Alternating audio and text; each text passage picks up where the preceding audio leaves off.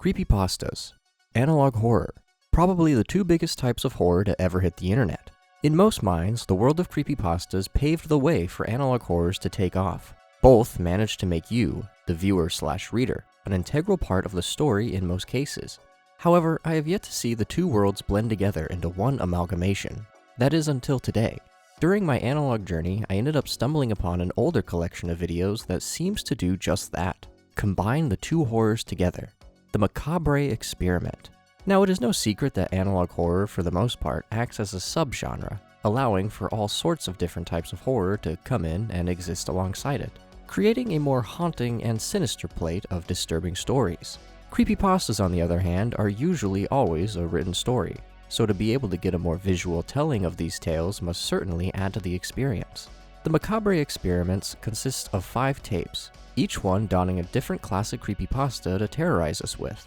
I remember it like it was yesterday, staying up late at night and having to listen to some of my friends explain the stories of these creepypastas, and I just knew that for the next week I was going to get zero sleep, as all I would be able to think about would be one of these entities standing at the foot of my bed. I'm looking at you, Rake. As always, be sure to check out the original series to experience the horrors yourself before diving in over here for us to brave the horrors as a group, as if that makes them any less terrifying. But enough yapping. It's time to journey out into the creepy analog world of the Macabre Experiments. But before I let you get too far, just wanted to give a quick thank you to the sponsor of today's video, us. If you didn't know, we have a gaming channel called 4Player, where me and some of the gang terrorize ourselves with horror games. Whether it be a solo journey through a haunting indie game, oh my god, this is so long. Why is it so long? Or a co-op adventure that requires all of us to combine our powers. There's no way out of here, Jonathan! The doors are open? It should be a terrifying and fun time.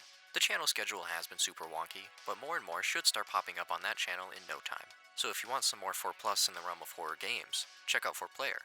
We'll be waiting. But anyways, now you can pass through. The Macabre Experiment 1. Smile Dog. Even for those that are unfamiliar, I am sure most people have at some point in their lives been met with this horrific image of smile.jpg. This image has forever been burned in the back of my brain ever since I saw it as a young lad. There have been numerous drawings and edits of the image of smile.jpg, but nothing is ever going to beat the classic in terms of leaving you with this unnerving feeling of endless dread. The dog just eerily stares directly into your soul, with a sinister smile containing human teeth. Nothing about this dog is normal. The Smile Dog story actually takes on the original meaning of creepypasta, where it acts as something meant to be spread to as many people as possible, aka copypasta, aka creepypasta. However, we are not here to go over the original creepypasta tale, but to experience whatever analog distortion has been applied to it. Our tape opens up, and the first thing we see is this human figure, with what looks to be a computer screen surrounding him, and the text failed experiment number 22 to the left. 22? God forbid we hear about the previous 21. We are then immediately introduced to Wyatt Miller, who appears to be being interrogated of some sorts, as all we can see is the faint image of a man in a suit. No, not that man in a suit, as the two converse about a supposed incident that had recently taken place. Wyatt goes on to tell that he invited his friends to this campground. According to Wyatt, he and his friends hadn't exactly been getting along very well, so this camping trip was supposed to act as some sort of refresh. He says there are things he wishes he could take back, and things that he believes they wish they could as well. One of his friends, however, named Max, claimed that he wasn't able to make it. However, Wyatt believes that he just didn't want to go. During the trip, Wyatt says that they stumbled upon a leash on the ground, with dried up blood in the dirt. He quickly admits that in actuality, it was only him that saw it, and he kept it from his other friends as he didn't want to freak them out and bail on the trip, like any normal person would do in the situation. Later in the night, Wyatt reports hearing barking in the distance, but it was only him who was able to hear it. Everyone else said they weren't able to hear anything. Once the morning came, everyone just went home, and Wyatt went to his computer to find a message from an anonymous user that contained a link, and like any wise internet user, he clicked on it. And based on the description of the image, well, who would have thought that this was what he would see? It was a dog, but not just any dog. He was smiling. The dog had human teeth in its mouth. It's interesting that in this case, Wyatt saw remnants related to the haunted dog image in person before ever seeing the picture. From what I can recall, it is usually the other way around. Needless to say, the image had an impact on Wyatt, but he chalked it up to just being some sick joke, until he heard in his head a voice that said to spread the image. Due to how much he kept hearing the voice, he ended up being driven to sending it to all of his friends, to which he then reveals that sending the image is what caused all of them to be killed. The guy we are talking to then tells us to go home and get some rest, as if that's even possible in this situation, until we then cut out, and I can imagine this was the kind of torment Wyatt was experiencing.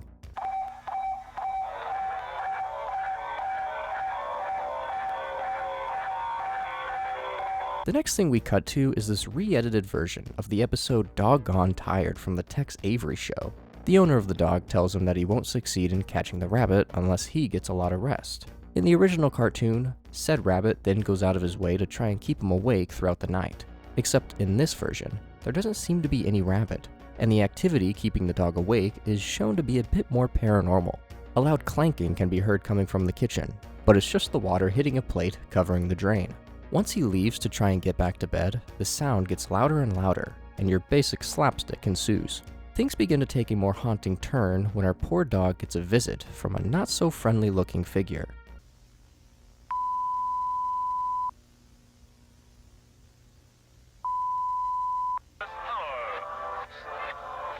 The song we hear during the close-up of the dark figure is actually a reverse of the song All You Need Is Smiles. Fitting. We return to the dog, and now the light is flickering on and off, until we cut to our next segment, taking us to this flowery field, with text that reads, "I was having the most wonderful dream. I finally felt free. I got to be away from the people I hate. In my dream, there is no hate. Everything is peaceful. Everything is warm. I can't help but smile." To which we are then met with our familiar foe, looking as horrific as ever.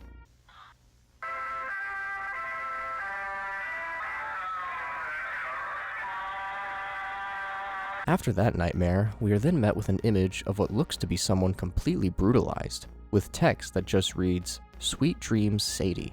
We then learn that after the interview with Wyatt, the man foolishly decided that he wanted to see the picture for himself, even after being told that he would be killed after looking at it. But he didn't believe it, so he opened up the image, and as to be expected, he was found dead 2 days later. In a very disturbing fashion, the recommended video that comes up after this tape ends is just titled Your Choice. Well, you only live once. All the video contains is just the original image of Smile Dog, and God, I'd be lying if I said the image still doesn't give me the creeps. Now, given the fact we opened up with failed experiment number 22, and we know there are more tapes going over different creepypastas, I believe it's safe to say that this is a world where all of these haunting entities exist in the same universe. And this may be a stretch, but I have a feeling that the dark figure may have something to do with all this. It almost seemed like the dog footage perhaps acted as some sort of origin to the Smile Dog, as if the figure somehow was the one who caused the corruption. I also feel like Mike not showing up to the camping trip is a little suspicious. Who knows? Maybe he was the one who sent the image to Wyatt in the first place. The Macabre Experiment 2, Suicide Mouse. And now YouTube is pissed off at me. We open up and can see that this is failed experiment number 16, labeled The Mouse. We are then introduced to the FE Protective Agency, perhaps a group meant to keep us safe from these creepypastas. We are warned about the case having mention of suicide and death, and if we happen to stumble upon this file, then we should delete it immediately, but we're not going to do that. We learn that the first person of interest in the investigation is Diana Cooper, and we end up listening to an audio call between her and someone unknown. From the sounds of it, she is complaining about a coworker. It sounds like whoever she is talking about doesn't do any of his work anymore, just sits around and smokes cigars. It sounds like her and whoever she works with runs some sort of television program, and the deadline is coming up soon, and this worker is not making her life any easier. Then the way she ends off her phone call makes it seem like she is actually talking to her kid. However, it's now time to get into the Mickey cartoon. The cartoon plays like normal at first, besides the dark lighting. Mickey runs around his house after many creatures fly around. The lights go out and he calls out for Minnie. However, in an instance in the dark, we see a very familiar face for a brief moment.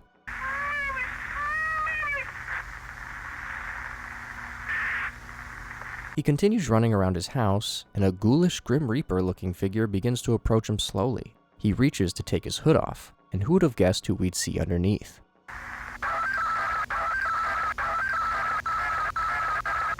We then cut and are introduced to Curtis, the lazy employee according to Diana. Diana is about to say something along the lines of, "You aren't even working," but Curtis swears that he has everything under control. Sure you do. She asks if he is sure, and he tells her straight up to get the hell out. We then return to the cartoon, and now there's the dark figure and mini skeletons after Mickey. Yet this is when things take a very dark turn. We see a note that reads, "I know you're excited for the show to premiere. I'll be home right after and you can tell me how it was."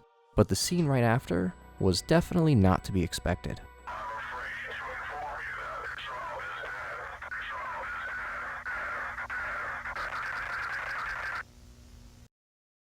The Mickey cartoon returns, more reminiscent of the classic version of the creepypasta, with Mickey almost walking in place down the street. The background then goes completely black, with Mickey wandering aimlessly. We can then see a gun slowly appear in front of him, and our next scene shows Mickey pointing it straight at his head. And well, we know the name of the story.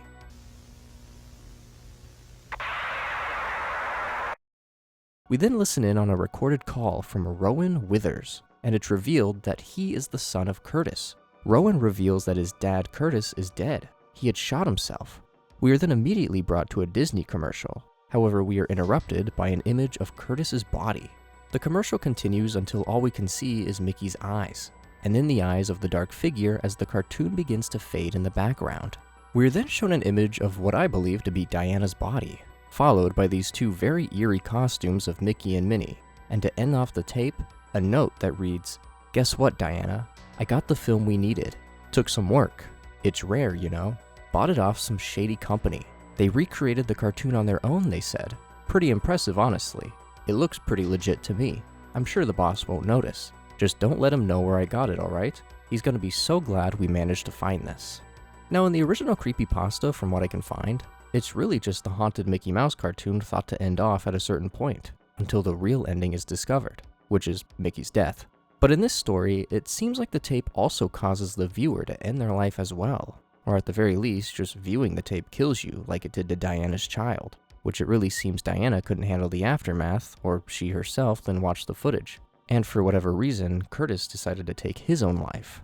However, it also sounds like based on that last letter we read, that a rogue employee went out and got the tape from an unknown source.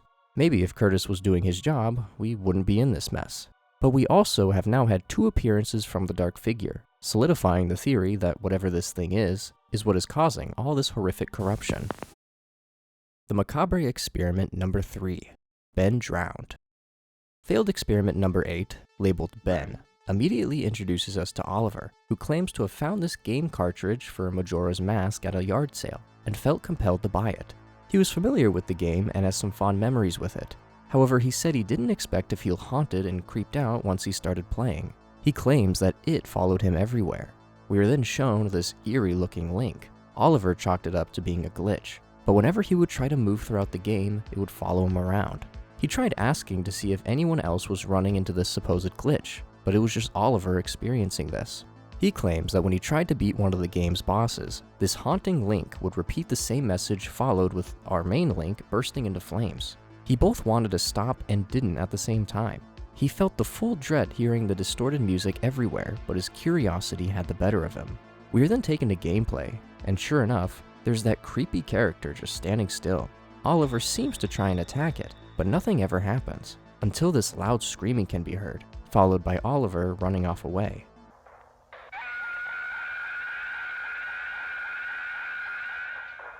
Sure enough, everywhere he tried to go, creepy Link would follow. However, we are then brought to the boss. We try to utilize the bow equipped until we get the message, "That won't do you any good," and just like Oliver described, Link lights up in flames. This incident ends up repeating a handful of times. We fire at the boss, get the message, and Link is on fire. Just put the poor guy out of his misery. Each time this repeats, the screen gets darker and more color-burned, until Link wakes up in a different area. Our screen then cuts to this haunting image of what appears to be a child, with text that just reads, "Please help me." We're brought back to the game, and Link climbs underground, and we are now in this dark, swirling tunnel. We move further into the tunnel before finding a slumped body, before more text appears that says, "You can't run." We are now surrounded by multiple haunting figures for a brief moment before we cut to this dark scene with text that reads, "Father, why would you do it?" Before we are met with the Nintendo 64 logo and are taken back to the title screen of Majora's Mask. We try to load back into the save file and are only met with a dead Link, and a familiar dark entity that just laughs at us as he continues to get closer and closer to the body. Again, we are taken back to the title screen, except this time there is a new save file just titled Ben. We go to open up the file after another reboot to the title screen, and what we see is Link not looking too good, and incomprehensible text, until we are then met with a haunting, bloody version of Link. All he says is, "I've been stuck in a shell. I just want to be freed. I want to rest peacefully, without him," to which our face further distorts, and our gameplay gets totally bonkers. The last thing we read is text that just says, "Rest well, Ben." When it comes to the original creepypasta, Ben Drowned is definitely one of the more extensive that exists out there. The Cliff Notes version of the story essentially follows pretty similarly to the analog tape we just witnessed, where someone finds a haunted copy of Majora's Mask, and an entity known as Ben terrorizes the player in all sorts of ways.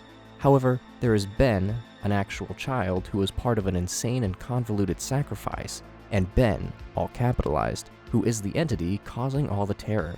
And in this tale, it appears that Ben the child himself is trapped inside the video game, forever tormented by what was done to him. Like the Smile Dog tape, this one links us to an unlisted video at the very end, just titled 4pm.neb, Ben in reverse.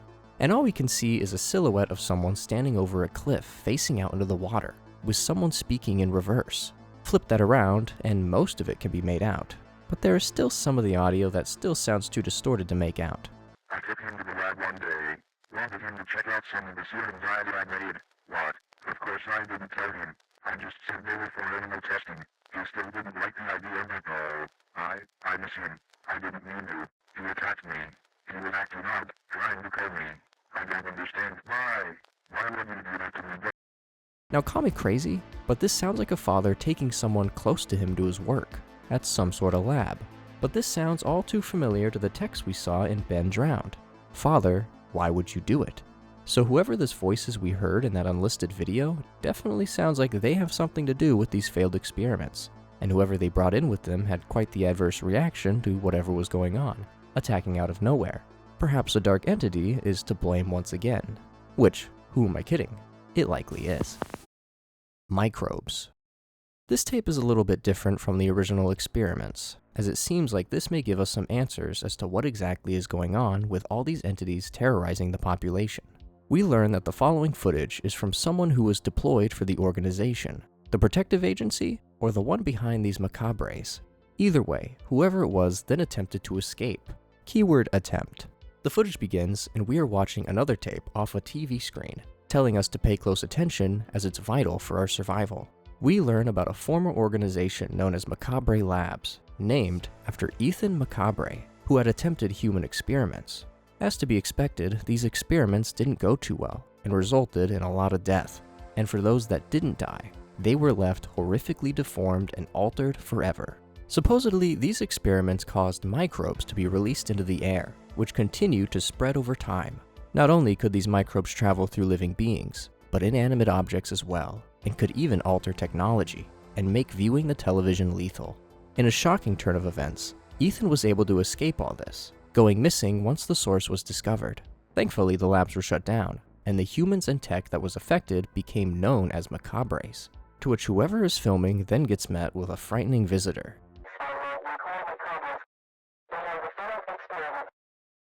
We try to run through the facility to escape whatever was watching us, with text that flashes on screen telling us to breathe. But as we all learned, this escape was only an attempt at one, a failed one at that.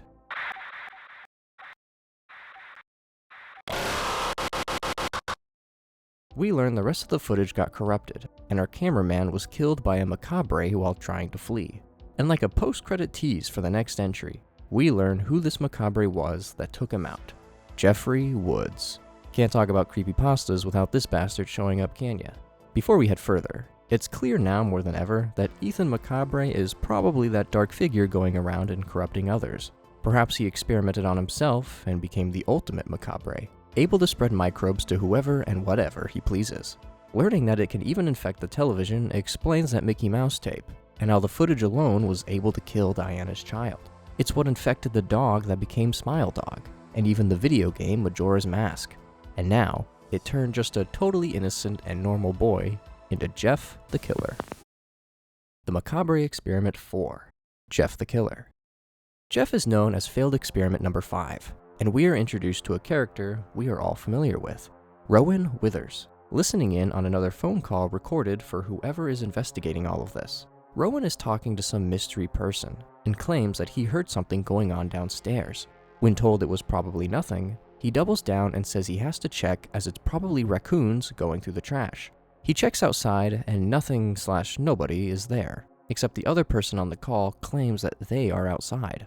Whoever is on the other end must be someone Rowan knows, considering he calmly tells him to come inside. But then the other voice tells him to go upstairs and to look out his window. Confused, we take a look and see an image of what looks to be a hooded figure holding some sort of weapon. Could this be our famous killer Jeff? Has Rowan been fooled into thinking he's on the phone with someone he knows? The voice on the other end tells him to come outside, to which Rowan, again confused, asks why he can't just come in. But for some odd reason, the voice says that they can't. Rowan looks away for a second, and the figure is then suddenly gone. And at this point, the voice stops answering, and another figure decides to jump out at us.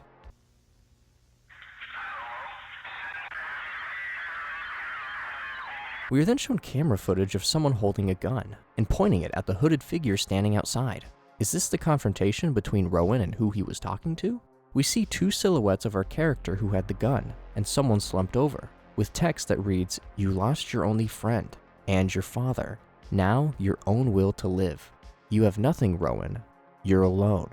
We did read in the Microbes tape that these macabres are manipulative as well. So I wonder if Rowan was tricked in some way into killing his friend after believing him to be someone he isn't, leaving Rowan now with no one in his life. We then cut to a different segment labeled Macabre Attendance Check, and we go through quite the amount of different macabres. Melissa Stockholm, aka Joyless, is said to be in containment. Dakota Norman, aka The Abomination, is also in containment. A recognizable one you may know, Jack Nichols, aka Eyeless Jack, is also contained. Hal Gordman, aka The Hollowed, contained. However, we then get to the man, myth, and legend, Jeff the Killer, and to no one's surprise, he has escaped containment and jump scares all of us. His original image is then slowly brought closer to the screen, before we are met with another victim being approached by the shadow figure.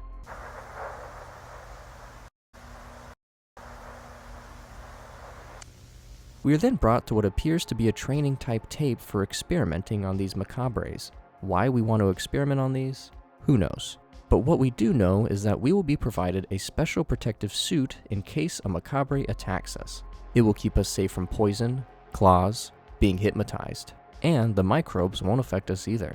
Little do they know, we always have protective suits when going over these nightmares. We are then reminded to never let them out. The message is repeated as we can see our figure begin to come up from the bottom. We then get a huge block of text telling us that we are essentially responsible if we can't handle the work environment, and we are thanked for taking part in the facility and are told that any disobedience may result in experimentation or punishment. They're gonna experiment on who now? The last thing we read in this tape is that Rowan Withers was arrested for murder. Now there are a couple possibilities here given that our man Jeff didn't really make much of an appearance. It's possible the shadow figure fooled Rowan by making him see his friend as Jeff, or Jeff just took on a more background approach. It says that he had escaped the facility, and we are told that we should never let any of these macabres out, leading me to believe that Jeff may have been purposefully let out, either by an idiot employee or by our dark figure. Who knows? Maybe the whole purpose of this was to infect Rowan and turn him into one of the macabres. The Macabre Experiment 5, Candle Cove. Our tape opens up, and we learn from the protective agency that Candle Cove was a television show that many people recalled watching as children. Some people hold fond memories of it, while others were haunted by it, even to this day. The agency reached out to some people to try and get some more info on it, to which we get to read some people's responses. Our first is from Jennifer Walters, what a crossover, who describes that her daughter Laura was sitting in front of the TV watching nothing but static, and when asked, she said she was watching Candle Cove and she loved it. Yeah, that's straight to the orphanage with you. The next response is a bit more positive, coming from someone who viewed the show when they were around 7, talking about how excited they were to come home from school to watch the show, except they do mention the skeleton had always scared them. The third and final response comes from Rocky, who claims the skeleton was the main antagonist and was named the Skin Taker. Apparently, their older sister freaked them out by saying the skin taker would go into their room and steal their skin if they stayed up too late. I guess it was effective. We are then shown just a TV screen playing nothing but static, exactly what Jennifer was describing.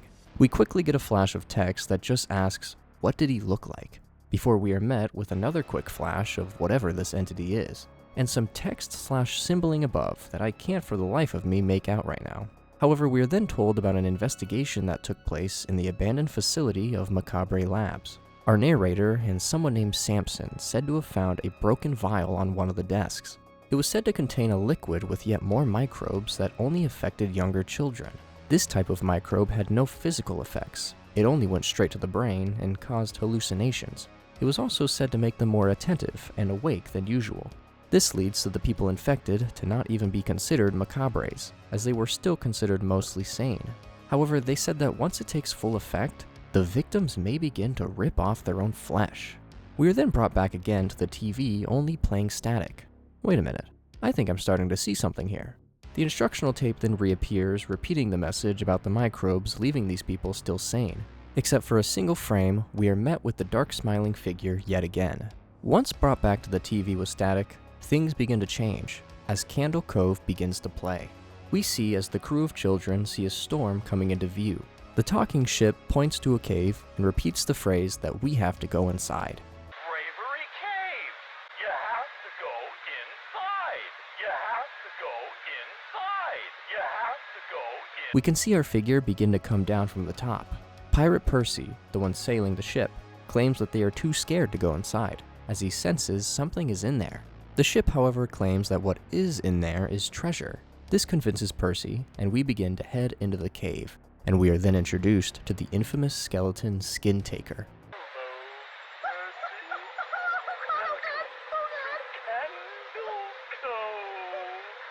He laughs maniacally, and our footage glitches out, and the screen returns to static. We are then met with the Skin Taker talking to Percy, telling him that it will all be over soon. We are then met with Percy looking very distorted, yelling at the Skin Taker that he isn't real and to get out, to which the Skin Taker says back, "Neither are you, Percy. Not anymore." We are then shown repeated flashes of images from all the previous tapes, and the most important one is an image of a missing poster and the name of the person, Ben Macabre, to which the last thing we see in this tape is what looks to be someone wearing a human face. Classic Skin Taker. And then text that just says, "I miss you." The ending does also lead us to another video. However, it acts as a tease for a future installment hinting at a Sonic.exe tape in the future. But given the fact that this came out 3 years ago, I feel like the series has already come to an end. But let's see if we can figure out what has exactly been happening in the background of all these creepypasta analog nightmares. It was clear in the Microbes tape that Ethan Macabre was quite the sick individual, and more likely than not, to escape capture, turned himself into a Macabre, who went around continuing his reign of terror, infecting all sorts of people and inanimate objects that terrorized the population. He appeared in each and every tape, always over the entity that was attacking our characters. Before he became this being, however, he turned his own son Ben into one as well, forever tortured and continuing that torture onto others from the game Majora's Mask. We also have the FE Protective Agency, which acts as some sort of holding facility for captured Macabres. But they aren't so innocent either, as there were definitely shady happenings occurring in there as well. It was really neat to see all these creepypasta stories get some added lore to them. It was especially interesting to get some kind of explanation as to how Candle Cove was only shown as static to adults, but played as a cartoon for young kids.